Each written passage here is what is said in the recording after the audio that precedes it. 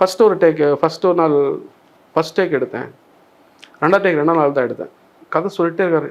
ஏன்னா சுற்றில யாருக்கும் தெரியாது அந்த கதையோட மீனிங் என்ன அப்படின்னு சொல்லி. எனக்கு தெரியும் எங்கே எதுக்காக பேசுகிறாரு, என்ன வார்த்தை மீனிங் தெரியுது. எனக்கு தெரியும், டெக்னீஷியன் தெரியும், அசிஸ்டன்ட் டைரக்டர் தெரியும், அவருக்கு தெரியும். கதை சொல்லும்போது கேப் விடணும். ஏன்னா ஒவ்வொரு கதைக்கு சொல்லி அப்புறம் இங்கே அந்த பொண்ணு வந்தா சார், லைட் போட்டா சார்னா இந்த கேப்பில் லைட் போட போகிறா, இந்த கேப்பில் வந்து சாவி வைக்க போகிறா, இந்த இடத்துல பேக் வைக்க போகிறான்னு சொல்லி இந்த இடத்துல சொல்லி அப்போது அந்த கேப் வந்து கேப் மாறின்னு தெரியக்கூடாது. ஏன்னா கட்டு கரெக்டாக இருக்கணும். அதனால் எடுக்கும்போது அது ஃபுல்லாக எடுத்தேன். பாரதிதாசன் நடந்த குரமும் நடந்தது தான்.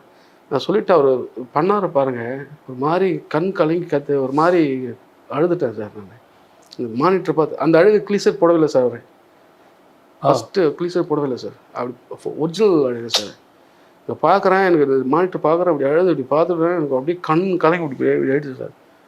அண்ணேன்னு போய் ஓடி போய் பிடிச்சிக்கிட்டேன்.